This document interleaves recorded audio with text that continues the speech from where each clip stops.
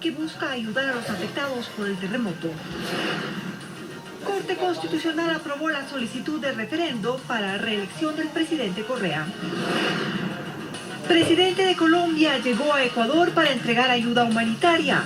Más de 200 colombianos afectados fueron repatriados. Los habitantes de El Matal abandonaron su comunidad luego del terremoto. Ahora está deshabitada.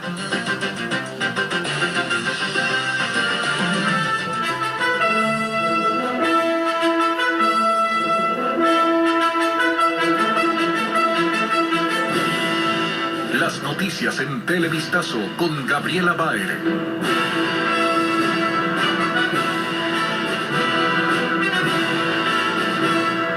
Amigos, ¿qué tal? Bienvenidos a Televistazo Dominical, hoy en horario especial. Estas son las noticias más relevantes. El incremento de 2 puntos al IVA y el aporte de un día de sueldo para quienes ganen más de $1,000 se incluyen entre los cambios normativos que el gobierno incorporó en la denominada Ley Solidaria y de Corresponsabilidad Ciudadana por las afectaciones del terremoto, proyecto remitido el pasado viernes a la Asamblea Nacional. Patricio Díaz nos cuenta otros temas que ahí se estipulan y las opiniones de asambleístas y analistas. El proyecto llegó con el carácter de económico urgente, por lo que la Asamblea tiene 30 días para definir su aprobación o archivo. La asambleísta de Alianza País, Soledad Buendía, defendió esta decisión del régimen. Respondiendo a esos miles de ecuatorianos que necesitan hoy, que necesitan de nosotros, de nuestra contribución, de nuestro apoyo, no de caridad, sino de la solidaridad necesaria en función de reconstruir un país. Ramiro Aguilar, asambleísta independiente y miembro de la comisión que tratará la norma, dice que ante la situación del país es necesaria esta contribución. El problema, asegura, es la falta de confianza sobre el uso de esos recursos. El gobierno genera desconfianza porque está herido, yo diría, de muerte en su credibilidad. Entonces hay que establecer una serie de mecanismos para quitarle a la ciudadanía esta preocupación válida y legítima respecto a la moralidad del gobierno, a la transparencia de su gestión. El proyecto señala, entre otros temas, que se cobrarán contribuciones, como la de un día de sueldo para quienes ganen más de $1,000. Sus ingresos determinarán si ese pago se hace por un solo mes o más, con un máximo de 5 meses para quienes ganen sobre los $5,000. Pero además, el proyecto dispone que durante un año el impuesto al valor agregado, IVA, pase del 12 al 14%. Estos cambios tributarios y contribuciones no convencen al analista económico Mauricio Pozo. Usted no puede decir, señores, aumentemos ingresos para este objetivo, en este caso con estos impuestos, y no tomar en consideración que tiene un problema mucho más grande que es el gasto. Más bien lo que debería hacer es regular el gasto público para liberar recursos y que de esta manera ayuden a poder paliar de alguna manera la situación de crisis que estamos viviendo a raíz del terremoto. Que se sepa que el gobierno sí ha hecho esos recortes, que se van a seguir realizando. Vamos a tener medidas aún más estrictas de austeridad y creo que esto es importante, pero creo que esto no es el eje fundamental. Las provincias afectadas por el terremoto están exentas del pago de estas contribuciones. La Comisión de Régimen Económico de la Asamblea será la encargada de tramitar este proyecto y la primera reunión está convocada para este lunes. La Corte Constitucional resolvió el pedido del colectivo Rafael Contigo Siempre, que busca que el presidente Rafael Correa pueda postularse nuevamente a las elecciones de 2017. Veamos. El pasado 8 de marzo, la Corte Constitucional admitió a trámite el pedido de Pamela Aguirre y Stephanie Valdión, representantes del colectivo denominado Rafael Contigo Siempre. Ellas quieren que se cambie la Constitución, derogando la transitoria que evita que el presidente Rafael Correa se pueda postular nuevamente en 2017. Plantearon que se pregunte al pueblo a través de referendo. Desde entonces ha pasado apenas un mes y medio y ya hay respuesta de la Corte. El Pleno decidió que se tramite a través de enmienda constitucional. El dictamen además indica que por ser esta una iniciativa ciudadana, debe contar con el respaldo de al menos el 8% de las personas inscritas en el registro electoral, es decir, cerca de 1 millón de firmas. Los jueces en su argumentación previa indican textualmente que En este caso, una vez que se cuente con el dictamen de procedimiento de la Corte Constitucional y posterior verificación de la legitimidad democrática por parte del Consejo Nacional Electoral, se procederá con la convocatoria de referéndum. El mandatario colombiano Juan Manuel Santos llegó a Ecuador para recorrer las zonas afectadas por el terremoto y entregar ayuda para los afectados. También más de 200 ciudadanos colombianos son repatriados a su país porque fueron damnificados por el movimiento sísmico en Ecuador. El presidente de Colombia, Juan Manuel Santos, llegó a Manta para entregar ayuda a los damnificados. De ese país han llegado 597 toneladas de suministros, tanto por aire como por mar. Acompañado del presidente Rafael Correa, el mandatario colombiano recorrió la zona de Tarqui, la más afectada de la ciudad. Al concluir su agenda, Santos expresó sus condolencias por la pérdida de más de 600 vidas, de las cuales 11 eran colombianas. Porque es en los momentos difíciles cuando los verdaderos amigos se demuestran, y el pueblo colombiano y el pueblo ecuatoriano no solamente son amigos, son hermanos. La visita del presidente también sirvió para agilitar la repatriación de más de 200 colombianos afectados por el terremoto. En aviones de la Fuerza Aérea de ese país, los familiares llevaron lo poco que les quedó, incluso sus mascotas. Caterine Moreno fue la más triste en el avión. Es que su esposo debió quedarse en Pedernales para tratar de rescatar sus pertenencias. Viajó con su pequeña hija, pero en espera de poder regresar. La idea primordialmente ahorita es llegar a Colombia para esperar que pase toda la situación que está pasando de emergencia acá en Ecuador. Pero yo como colombiana amo Ecuador y si tuviera que volver otra vez y pensarlo 2 veces volvería. Javier Ruiz vivía en Manta. Él regresó a Colombia con su familia, ya que en la casa en la que vivía no tiene nada para rescatar. Nosotros vamos aquí con la hija, el yerno y el nieto. Nosotros vamos y ya tenemos la familia, nos reciben ahora, queriendo Dios. Que gracias a mi Dios ya no nos pasó nada. Así, mientras la ayuda de Colombia sigue llegando por todas las vías, en aviones militares los ciudadanos de ese país regresan a su tierra, también a empezar de cero. A Manabí continúa llegando la ayuda de los ecuatorianos para los damnificados en las zonas de desastre. Sin embargo, hay problemas en las carreteras de esa provincia y se toman medidas de seguridad al respecto.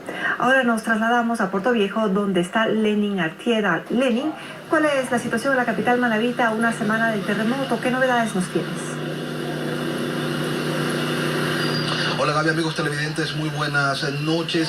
Puerto Viejo está tratando de a poco de retomar la calma. Hay medidas de carácter municipal, por ejemplo, se está permitiendo que los comerciantes informales puedan desarrollar sus actividades en lugares que antes no estaban autorizados, todo con tal de que la situación económica de la provincia, de la capital manabita, empiece a resurgir. Hoy en la tarde estuvimos presentes en una rueda de prensa del director del principal del Servicio de Rentas Internas, y él hacía referencia a las medidas que están vigentes desde ya en beneficio de los habitantes de las provincias de Manabí y Esmeraldas. Escuchémoslo. Ampliación del plazo para declaración de impuesto a la renta para el ejercicio fiscal 2015 hasta septiembre de 2016. Esa es general.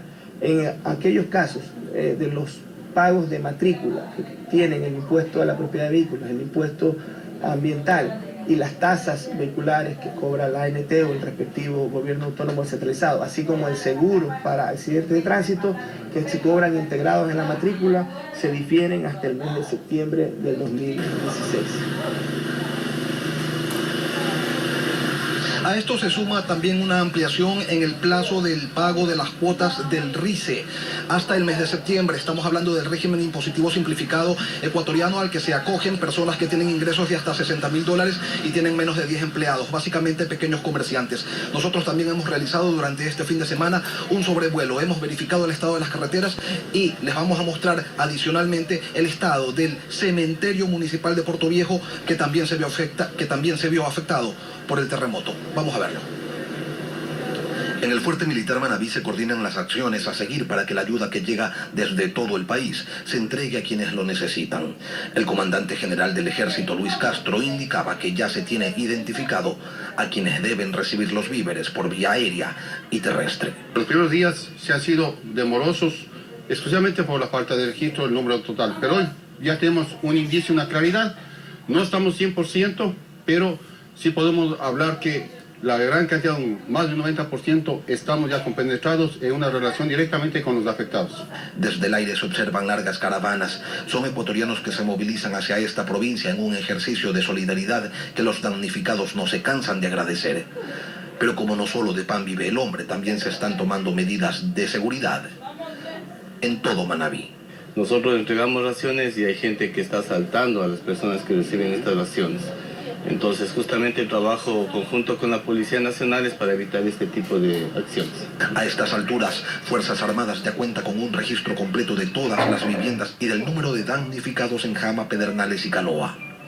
Las vías de la provincia también resultaron afectadas por el terremoto.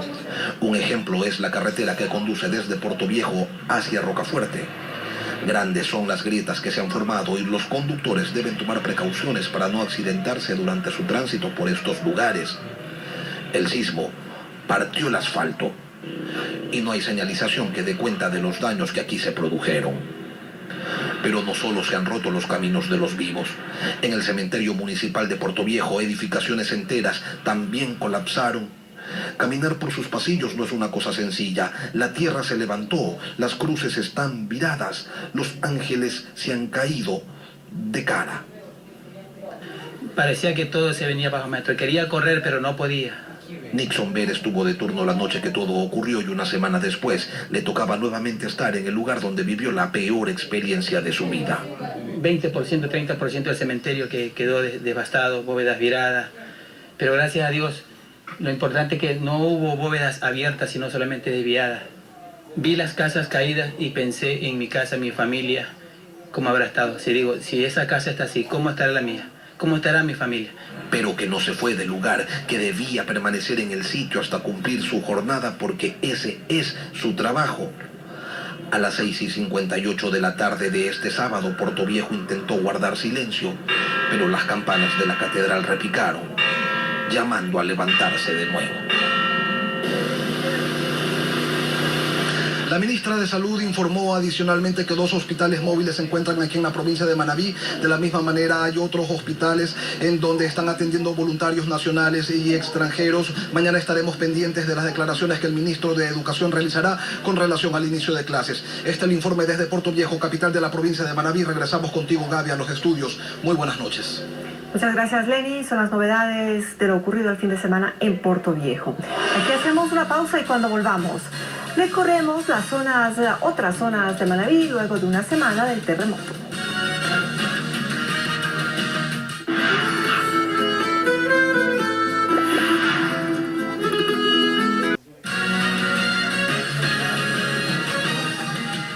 Bahía de Caracas es una ciudad turística que fue afectada por el movimiento sísmico.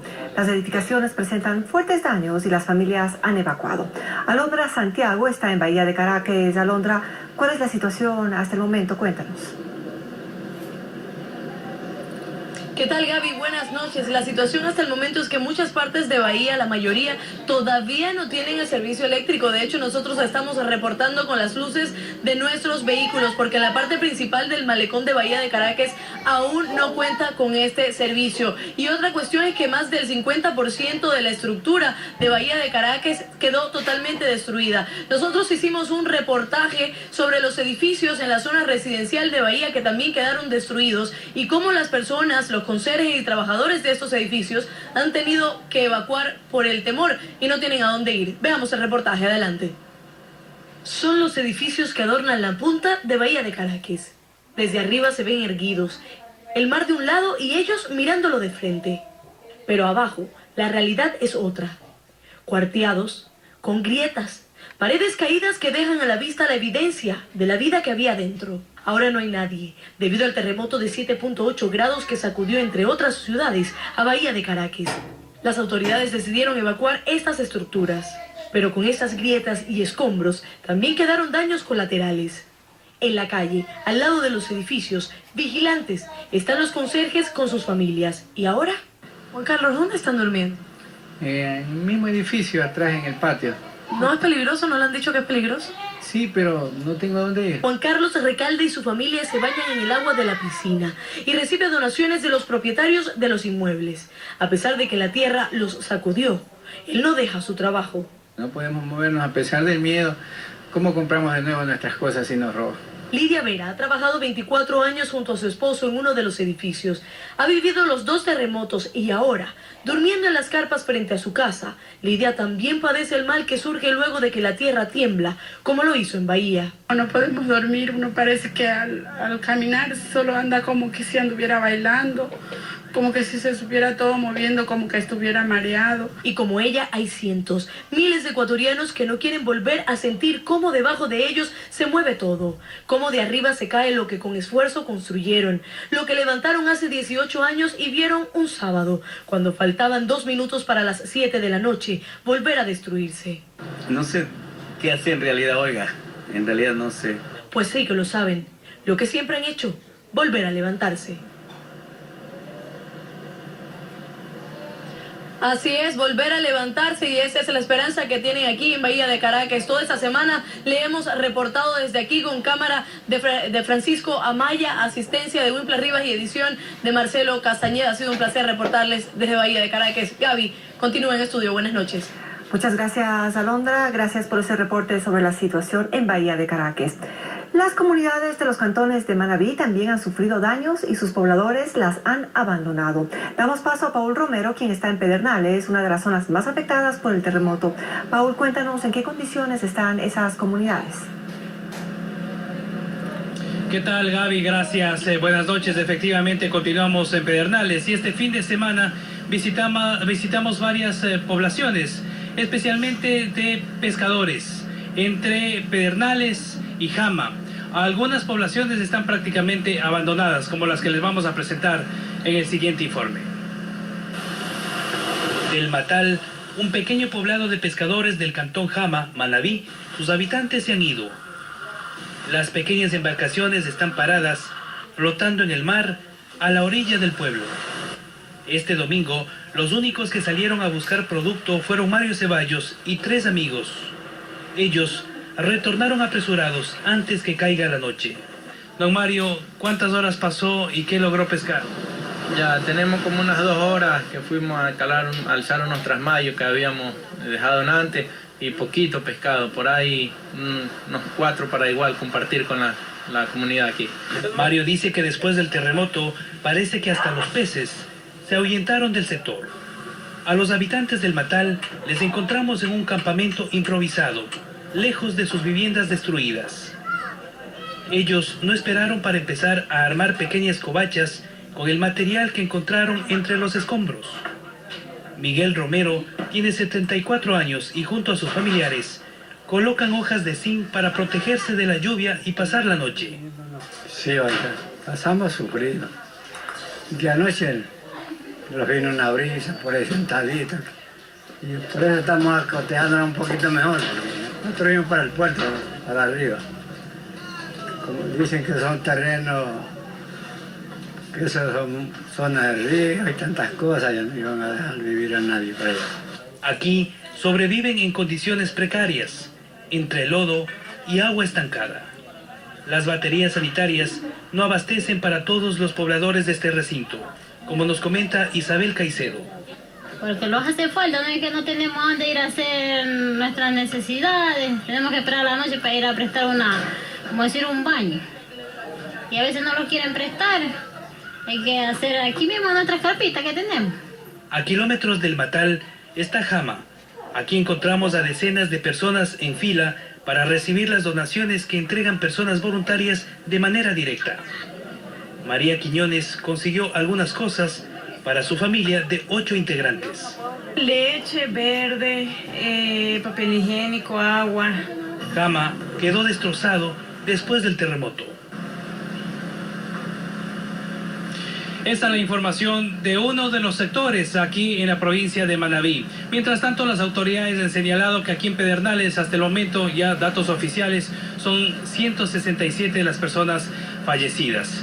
y esta semana las autoridades decidirán si pasan o no a una segunda fase, que sería en este caso ya la demolición de los edificios que están a punto de colapsar. Este fue un informe desde Pedernales con cámaras de Antonio Narváez y la asistencia de Carlos Casa. Gaby, buenas noches. Gracias, Paul. Ahora se debe trabajar en la reactivación de estas zonas afectadas por el terremoto. Y este sábado regresaron a Quito los 150 bomberos que colaboraron en las labores de búsqueda y rescate en Manta tras el terremoto de 7,8 grados que sacudió al país la semana pasada.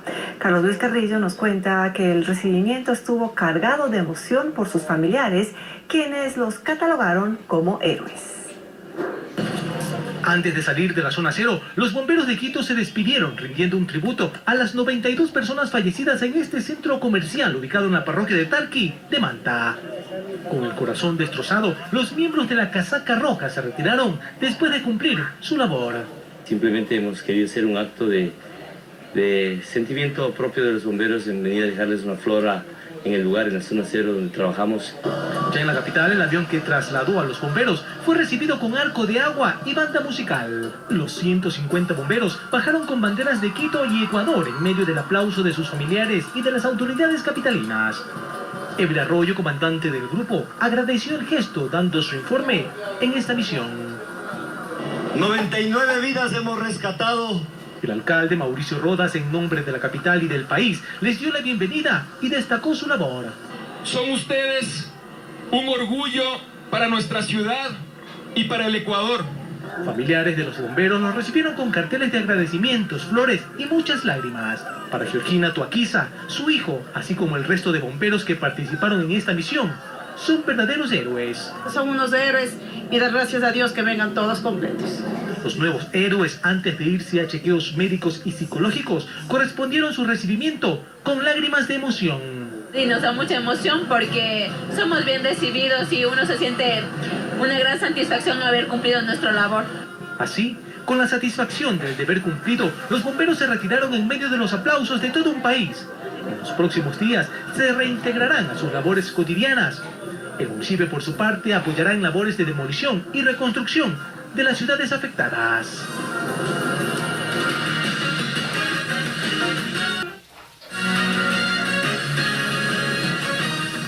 Seguimos en Televistazo Dominical. 20 niños que llegaron a Quito desde Manaví y Esmeraldas luego del terremoto permanecen en el Hospital Pediátrico Vaca Ortiz. Carla Delgado recogió un conmovedor testimonio y nos informa cuál es el estado de estos pequeños. Entonces dice que él sintió que su papi lo abrazó y ahí sintió que cayeron. Elizabeth Mendoza cuenta que su hijo José Antonio está vivo por valentía y porque nunca se rindió. Tiene 7 años y el día del terremoto paseaba junto a su padre y 2 hermanos en un centro comercial de Puerto Viejo. Luego de la tragedia, solo él y su hermano menor quedaron vivos. Elizabeth narra lo que el pequeño le contó. Mami, yo estaba por un huequito mirando y yo escuchaba a mi hermano gritar. Y dice, yo era Gary, porque así se llama su hermano. Gary, le decía, ñaño, ¿sí me escuchas? Y ahí el ñaño dice que le hablaba y que era entre los dos. Grita, que yo grito más fuerte. José Antonio relató que con el pasar del tiempo su hermano empezó a inquietarse. Y mi ñañito me dijo, dice, dice ñañito, dice, ya nadie nos va a rescatar. Dice, ¿sabes qué? Dice, mejor cerremos los ojos e intentemos morir como papi y mami. Se lo juro que para mí eso fue lo peor que me pudo haber pasado. Y que él le dijo, no gritemos, porque sé que nos van a sacar, gritemos. El pequeño héroe no cesó en sus ganas de vivir y salir del lugar vivo junto a su hermano. Hoy permanece en el Hospital Pediátrico Vaca Ortiz, recuperándose luego de una compleja cirugía en su brazo. Junto con él, 21 niños más llegaron desde Manaví y Esmeraldas a la capital para ser atendidos luego del fuerte sismo. La gerente del hospital, Catalina Vázquez, cuenta que 2 de los afectados ya fueron dados de alta. Los niños están siendo atendidos por distintas especialidades, están en distintas áreas del hospital. 4 de ellos están en cuidado crítico. Al momento permanecen junto con sus familiares en la casa de salud, en donde reciben apoyo psicológico para que además de sanar sus heridas físicas, también curen las heridas que quedaron en su corazón. Los testimonios de una tragedia. Y los ejemplos de solidaridad no cesan. Cientos de jóvenes voluntarios llevaron desde Guayaquil donaciones a las familias afectadas en varias comunidades de Manaví. Una muestra más de lo que debemos hacer en estos duros momentos. La casa de uno de estos jóvenes fue el centro de acopio. Tenían el mismo objetivo, ayudar a los damnificados por el terremoto. Y por eso se convocaron para llevar donaciones a poblaciones afectadas en Manabí. Ellos pertenecen al grupo Huellas. Decidieron juntar sus manos para colaborar. Los víveres llegaban y allí se clasificaban las raciones. Melissa es una de las voluntarias. Dijo que en estos momentos de tragedia, cada aporte es valioso. Lo feliz que me pone a ayudar no se compara con nada realmente. Ver la sonrisa de un niño, ver una familia que se le da algo de comer y que realmente hacemos una diferencia en Ecuador, eso es lo que más me motiva a mí. Arroz, aceite, agua, colchones. Con entusiasmo ordenaban todo mientras más personas se sumaban a esta iniciativa. Salieron de Guayaquil la madrugada de este sábado. Con camiones, autos y camionetas, formaron una caravana que transportaba miles de donaciones.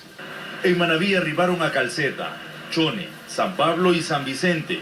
Andrés Merino, líder de esta agrupación, destacó el apoyo de la ciudadanía. Para él fue gratificante ver la sonrisa de los damnificados al recibir estas donaciones. La labor es dura, la labor es complicada, pero yo creo que mucho más grande y mucho más energías tiene el corazón ecuatoriano y el amor que le tenemos a nuestros compatriotas. La ayuda espontánea de este grupo de jóvenes no se detendrá. Ya están organizando un nuevo envío de donaciones. Y esperamos que la ayuda de todos los ecuatorianos no se detenga. Aquí concluimos, amigos. Nos esperamos con información mañana desde las 6 horas. Hasta entonces. ¿Qué es un héroe? Sino una mano que ayuda sin esperar nada a cambio. Un corazón que se entrega sin miedo y sin excusas, atravesando escombros mientras el tiempo corre, arriesgando su propia vida por salvar muchas otras, sin importar el rango, el idioma ni el origen. Solo podemos decirles gracias, porque nos une lo mismo, la vida.